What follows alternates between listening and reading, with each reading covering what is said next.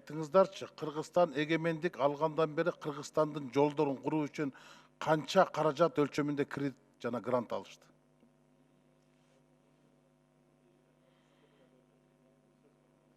Минфин сизде жок бу маалымат?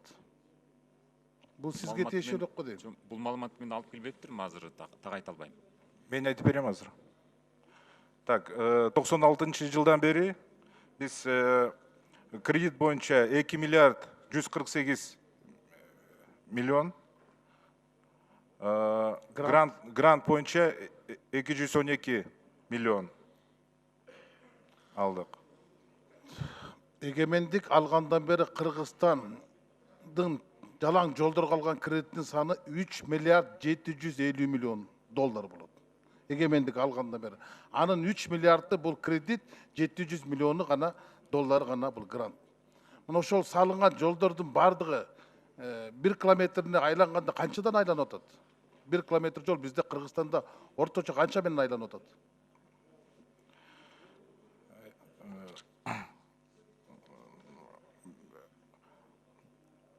Мен айткандай 96 жылдан бери биз мен айткан цифраны алдык и ошого 2000 1 километр жолдун орточо баасы канча болот? Ошону айтып бергилечи.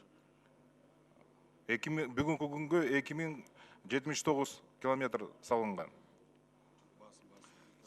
Себестоимость километрдики. Токтоп туруңуз, Дастан Артысбекович. Мен булардан жолдун эмесин эмес, мен жолго кеткен каражаттын көлөмүн сурап атам. 1 километр жол 1,5 миллион доллар болобу? Ушундай болот атпайбы биздеги акыркы эсеп боюнча? Это ар бир проекттин баасы өзүнчө да. Кептин баардыгы ушул жакта жатпайбы? Силер фаза кылып өткөрүп атасыңар. Маселен, 3-4 фазага бөлүп туруп, эл аралык тендерлерди өткөрүп атасыңар. Бизде Германиянын, Испаниянын, же болбосо Австриянын, Чехиянын катышпайт. Бизде бир Кытай менен эле Кореянын, Туркиянын командалары, фирмалары катышып атпайбы? Мунун бардыгы коррупцияда. Кытайда 1 километр жол 900 миң болот, 1 миллион долларга жетпейт. А бизде 1,5 миллион доллардан 1 километр жолдун орточо баасы болот. Талас-Тарас суу-самыр жолдун 3-чү фазасы боюнча эмне үчүн 2 жыл кечиктиңер? Ким күнөөлүү? Ал боюнча проекттин руководители бар. Эркин Осоев. Чинайкач, Эркин Осоев, Ислам Банк Орпанын жетекчиси. Контракт боюнча курулуш иштеринин мөөнөтү 26 декабрь 2017 жыл болчу.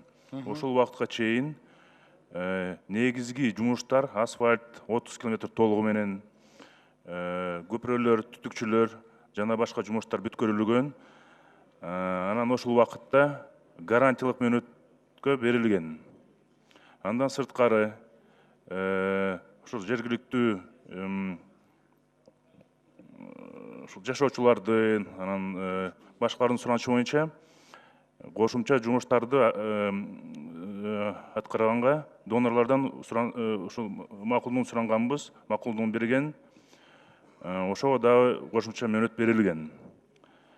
Азыркы учурда ошол кошумча жумуштардын 5% ушундай жумуштары калган. Ал мына тротуарлардын асфальттоосу основаниясы жасалган. Светофорлор, 9 светофордун ичинен 6 жасалып, 3 жасала элек. Башка дорожное обустройство деген жумуштар. Ошолор бүткөрүлөт. Ушул жылдын аягына чейин донорлор расмий түрүндө ошол декабрдын 31-ине чейин ошол жылдын мөөнөт берген. Азыркы учурда жумуштар жасалып атат. Эң негизги себеп эмнеге кармалган? Подрядчынын, мурунку субподрядчынын ортосунда чарба финансылык проблемалар болуп, счеттор арест болуп, ошонун негизинен токтоп калган жумуштар. Бирок подрядчы азыр өзүнүн каражаттарын алып келип, бүткөргөнгө аракеттерди кылып атат. Кыскача маалымат ушундай. калптын баарын айттыңыз. Мен сурап атам, эмне үчүн 2 жылга кечикти, ким күнөөлүү деп? Эл күнөөлүүбү? Жергиликтүү элге шылтап атпайсыңыз. Руслан Ильич, мен түшүндүрүп атпаймынбы? түшүндүрүп атасың. Подрядчынын счетуна арест коюлган. Жергиликтүү элдин күнөөсү жок да. Туурабы? Туура. Ана эмне сиз жергиликтүү элдин суранычы менен иштерди дагы көбөйтүрүп кетип? Кошумча жумуштарды айтып атам. Кошумча жумуштарды аткарганга суранган. Ошону биз донордон суранганбыз, макулдугун берген, ошону аткарып атабыз. Ошонун ичинде кошумча тротуарлар бар болчу, светофорлор, таласка кире бериште арка бар болчу. Токтотуңуз, жомоңуз, мен сизге так айтайын. 1 километр жол 40 метр алдындагы автоустун албай туруп басып кеткенсиңер. Мына Абдөк билет. ГКМ иш козгоп туруп анын счет арест кылды. Чакыр Яппин качып кеткен. Чакыр Яппин $5 миллион алып, 17 миллион долларга, 12 миллион долларга берип коюп кетип атпайбы? Бир техникасы жок келбеди Чакыр Яппинга. Эмне адамдын башты өртөп атасыңар силер? Жол бүткөн жок 2 жылдан бери. Сизге кылмыш ишин козгоп камаш керек болчу. Сиз күнөөлүүсүз. Ошол кезде сиз зам министри болчуңуз. Жолдун бүтпөй болгондон кийин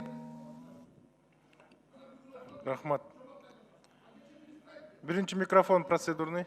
Маалымат берип коеюн. Азыр бересиз. Биринчи микрофон. 10 секунд кечирет, 10 секунд сурап атат. урматтуу министр, сиз өткөндө айттыңыз да иш жүрүп атат деп. Жок, иш жүргөн жок да, мына таласка төраға деле барат, мен деле барат. Жок дейм жумуш. Не отуруп алып калып айтып атасыңар. Тротуар болгон жок. Кышка чейин болбойт.